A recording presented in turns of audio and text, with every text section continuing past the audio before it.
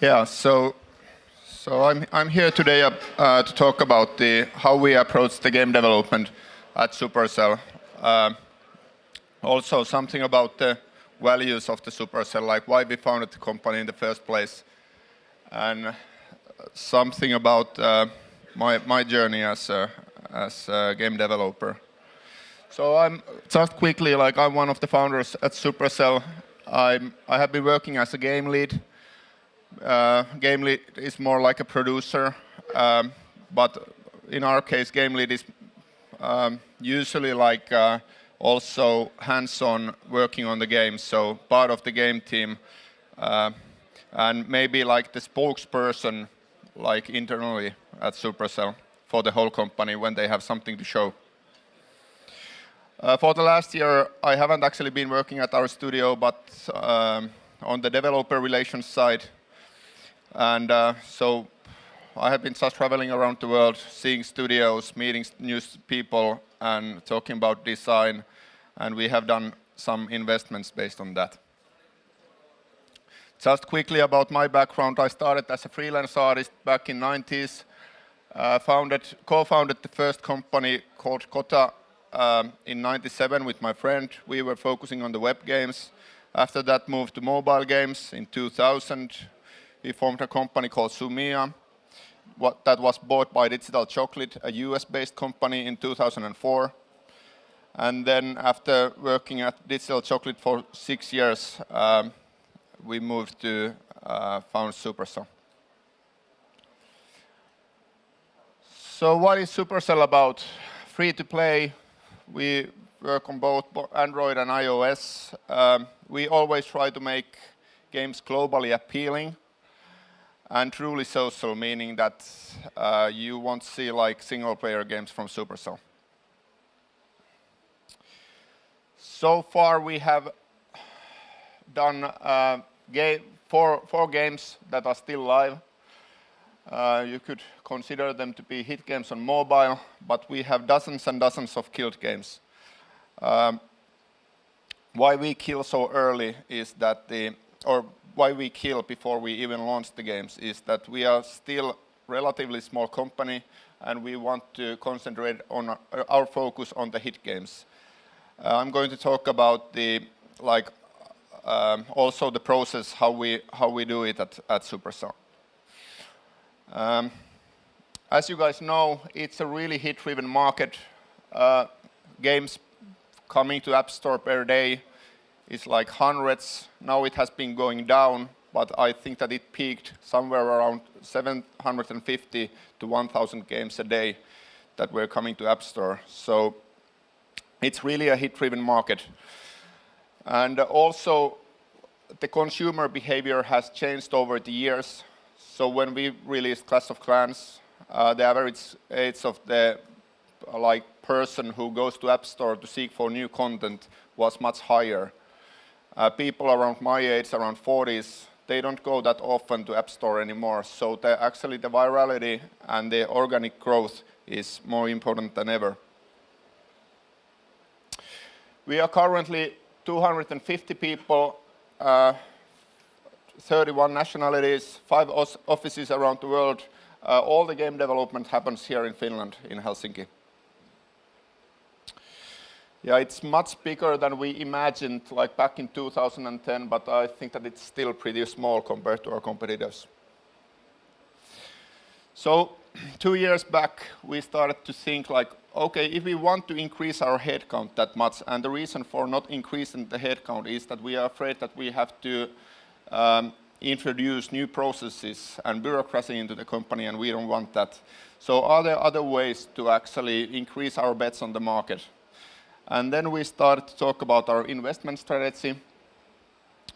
And we started our developer relations 2 years back. I jumped to the developer relations team 1 year back, and now we have invested in 4 companies. 2 of them are from Finland, so I think that many of you know Frogmind, the creators of Badland. They moved to free-to-play, so they are now doing free-to-play games. Space Ape is a UK-based company. Shipyard Games They are the ex-Gray Area guys who were working on Shadow Cities and other like location-based games. Shipyard Games is also working on location-based stuff. And Trailmiss is our latest addition to the family. It's also a UK-based company, ex-King developers. So what I'm going to talk about is how we approach the game development. It's by no means the only right way. Like even like at Supercell, we have many cells. They have different different ways of working. So, and this clearly is not for everybody. This what we are doing at Supercell.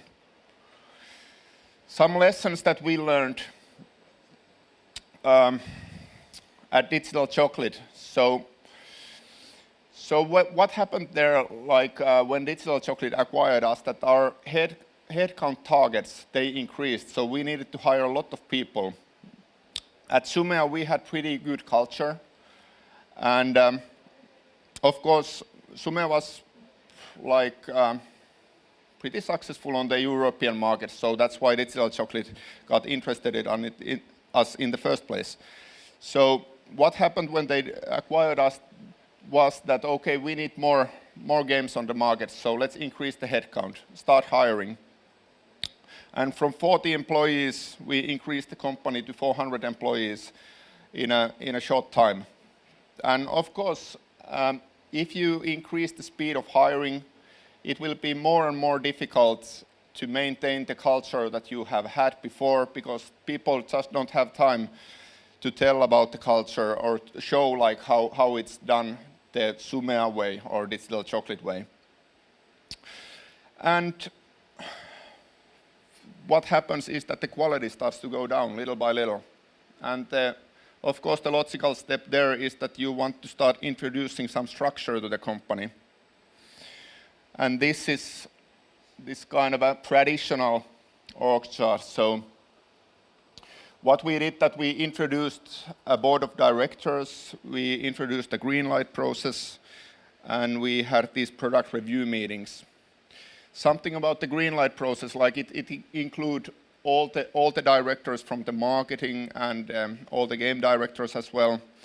So, and there were a couple of things that you had to do in order to get the green light. Of course, you had to create as good pitch as you can for the marketing guys to tell them that this game will rock. So that's why actually in the end some of our games turned out to be like one game was called as Beats Bikini Babes, and that just shows like how wrong the whole process was.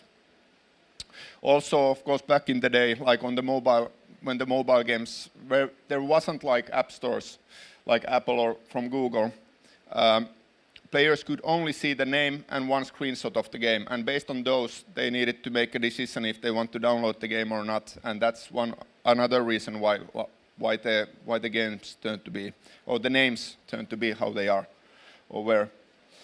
The product review meetings, it was again a board of directors. They're the producer game on weekly basis, so the build, get the feedback. But what happened there was that the directors actually had a lot of power, so they started to tell the producer how the features should be, and that eventually took ownership from the teams that were developing the game. And that led to a situation where we actually started to lose really good people. They just wanted to find another place to work at that wouldn't have these kind of problems. So before we founded Supercell, we sat down with the guys and thought that what are we going to do different, like if we are going to ever like find a next company. And one of the things was that back then, like Facebook was really, really big, and Zynga was really, really big, and it was all about like, there were a lot of like articles about like how you can design the games on Excels, but we didn't want to believe that, so we think that the games are a form of art, like, and we need the best artists in the world. So what does it require to actually get these best artists in the world? Now I'm talking about programmers like graphic artists and designers. Well, you need to create an environment that actually is as good as possible for these people.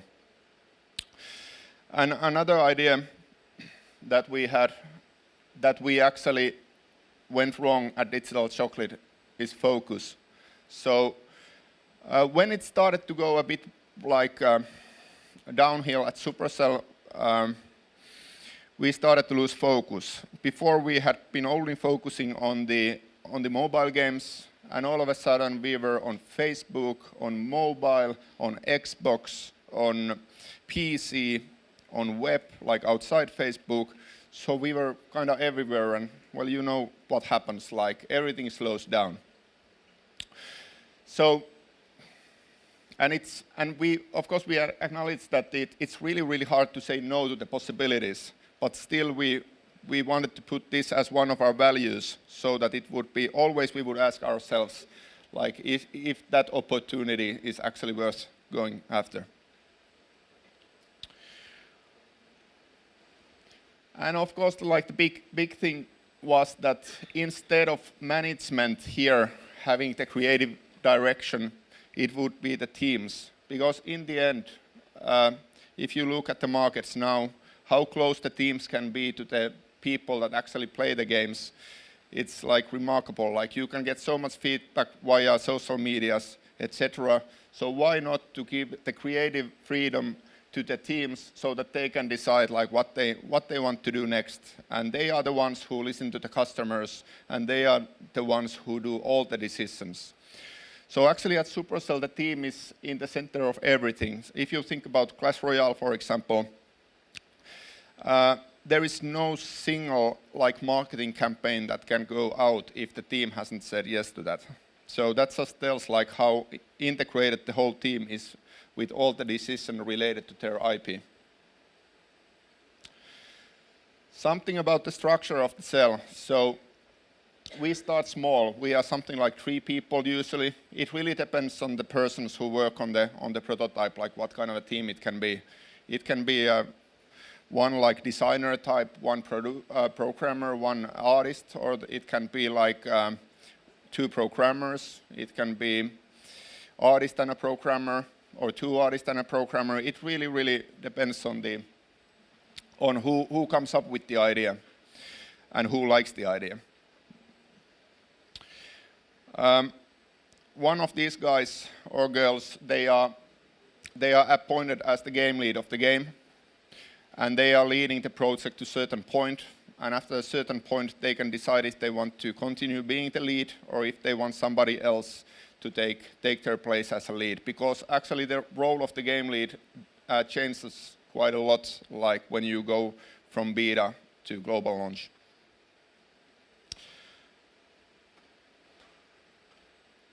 This is more or less like how we usually like, or how the game teams develop their games. So first somebody has an idea. They talk about the idea in small groups. Maybe some of the other people like get interested in the idea. It's their responsibility to. So, for example, if there is one person in a live game team, let's say Heyday, who wants to join a new game team, it's her responsibility to get the replacement for her in Heyday. It's hers and the game lead's responsibility. So they will actually discuss about it, how they are going to get it. Usually, because we kill so many games, there is this kind of organic rotation going on all the time. So some people from the new games teams, they want to actually go back to the live game teams, because killing game, as you guys know, like it can be really painful experience. That was one of the reasons why I switched to developer relations for a while. Then they prototype the idea. Usually we have this 3-month period that you have to have the first company playable ready. Company playable means that we are going to spread the build to all of the employees of Supercell. And then the game team will get feedback, but that feedback, it works only one of the data points for the team to decide if they want to continue the game or not. Of course, it's a lot about gut feeling as well. So all the steps that you can see here in the first box, like when there is a decision if they want to continue the project or not, it's always like the team decision, and it's always based on how good they feel about the game. So if many times, like at the first company playable, the teams just sit down and maybe the game wasn't as good as they thought it could be, and many times it ends up in a conclusion that there was something with the chemistry that just didn't work out, so maybe it's better to actually try a new combination of teams. We actually founded the Supercell based on the idea that the best people make the best games, but later on we learned that it's not like that. It's actually the best teams make the best games. So you can have a bunch of superstars in your team, but if they don't actually work well together, you are not going to see anything fun coming out of that. Anyways, after the company playable, like if it's good, the first company playable, they continue building alpha. At this point, we usually add more resources or people to the project, depending on the need. Usually there is server programmers coming into the team, and maybe some additional art people, and maybe like client programmers. And again, now after 4 to 5 months, it really depends on the project again.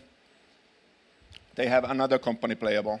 Now the game is really close to beta already. So there should be all the tutorial flows and everything in place. If the feedback is good, if they still feel good, they can go to the beta. And before they go to the beta, they have a meeting with we have data scientists working at Supercell, like professions in doing analytics and so on. So they have a meeting with this person, and they create the KPI, like the target KPIs for the game. What the retention should be, what the ARPU should be, what the DAU could be, and well, the retention and the ARPDAU, they are the most important ones. And then they go to the beta. And so until this point, it's all about team's gut feeling, how good the team feels about the prototype, if they should go, if they feel that it's going to hit the top crossing charts. And one thing why it's really important to think that way is that if you actually don't hit the top crossing charts, it's really, really, really hard to market your game. It's really hard to actually make these IPs that would actually last for decades. Because of course for that you cannot only rely on the organic growth, you need marketing. You need brand marketing and also other types of marketing. So that's the reason why we always try to aim there to top crossing chart. Of course that shouldn't ever be the driver to make a good game, because no good games come out of that. The last part here, it's all based on the KPIs. Like if they hit the targets, we will go to the global launch. If it's almost there, the team tries to tweak it so that they will hit those target KPIs. Of course, sometimes during the beta, like the team figures out that, okay, the ARPU is actually lower than we thought, but the retention is higher or something like that. So they can still like change the target metrics, but of course the big thing there is that it needs to be a scalable business. At some point when we started, there was a fixed time for this. It was 3 months. We believed that you cannot actually turn the needle enough if, for example, the retention numbers are low, that you cannot turn the needle enough for the player to be successful. So there was after 3 months, the team more or less needed to pull the plug from the game. Now we have second thoughts about that. We have actually some games that we released like 1 year ago, Brawl Stars, in beta, and we are still tweaking it. So we actually saw from some of our partners and competitors, like how they could actually change the game so that the retention metrics were much better. One really big thing that we have at Supercell is the Post-Mortems. Every time the team kills the game, they sit down, they talk about what went right, what went wrong, and of course advices for the future. And this is something that after killing the game, the team comes in front of the other Supercellians to tell about the project and also about the problems in the project and how to avoid them in the upcoming projects. Sometimes we also, depending on the team, because all the teams are different, sometimes the team also has this kind of a 360 meeting after killing the game. What it means is that the team sits down again, but instead of talking about the game, they are talking about the other people, like how could you be better at your work? And that's actually, it sounds pretty harsh, and people are pretty afraid to actually enter those meetings, but usually people come out smiling from those meetings, so it cleans the air, so to speak, and people are really honest there.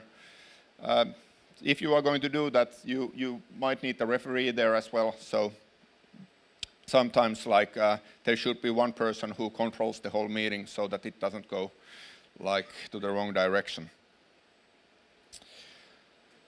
Yeah, I cut it short. I cut some of the slides out because we are short of time, so I think that I could go to the Q&A part if you have any questions.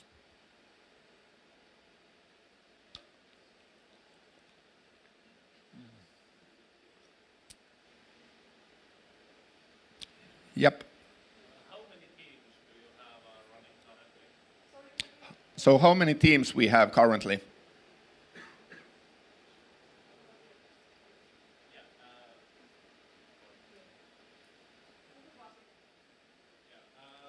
question was how many teams do you have currently running?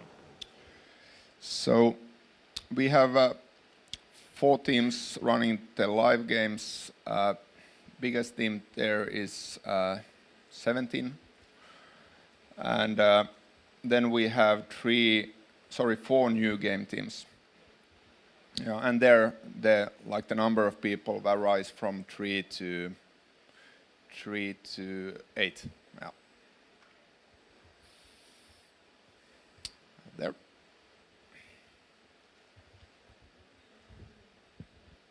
Hi, thanks for the talk. Hey, I was curious about the part where it's like you said about killing the projects. Is it like that you kill the projects even during the development of kind of like the company internal build and then move a stage forward? Is it more like that you are trying to actually get into the next stage, or would you like kill the project in development phase, so to speak, or do you just try to get these levels? It really depends on the team. If they want to kill the game, they can kill the game whenever they want to. If they feel like it's not going, it's not progressing fast enough, they are free to kill it. If there are some people in the team that feels that, okay, it's not, because usually when you have when you have the momentum. So if there is no momentum for a long while, then you know that something is not working. And usually some of the team members just raise the topic and then they have a discussion. And in my case, like in my teams, we usually have just this kind of a raise your hand if you don't believe in the game. And many times if there are like many hands raising, like then we just kill the game.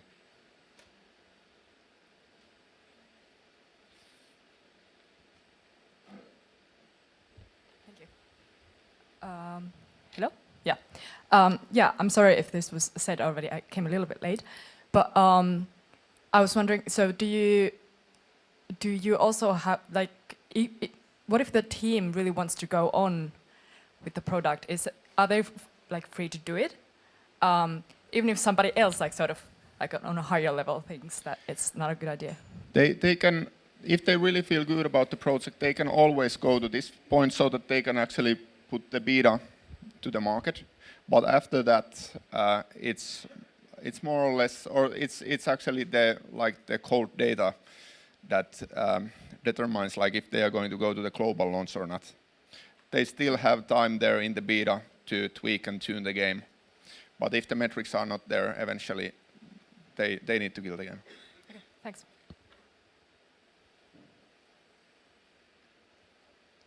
So you come from an artist background, but what are the qualities and the experiences that have made you the game leader, and what makes a good game leader?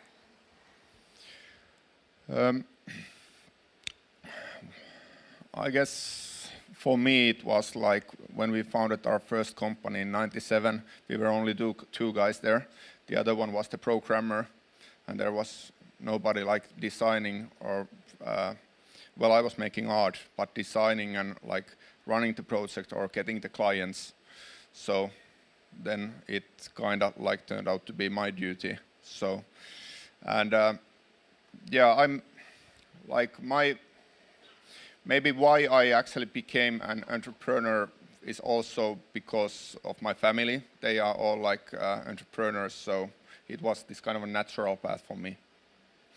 But how artist becomes a game lead or a producer, I think it all boils down to the passion and how interested you are in design and actually like taking games from the start till the end and shipping games. Thank you. Great presentation. What are the common denominators in the companies that you've invested in, and what are you seeking for as you are probably looking for further candidates, and what are you seeking for in those companies? Yeah, that's a really good question. So when we make a decision to invest in a company, we always look at the team. The team always comes first. Of course, we also look at the roadmap of the company, like what kind of games they are going to produce. If it's overlaps like totally with ours, then we of course need to have a second thought there. But it's all about the team, how experienced is the team, how much team has, how many games team have done together, and how many times the team has failed before. So that's maybe the short answer. Thank you.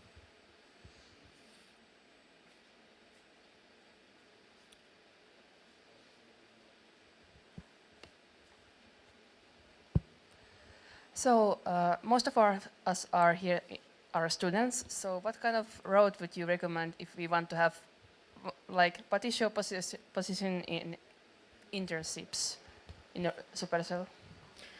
So it might be like in future it might be changing. Like we have been pretty.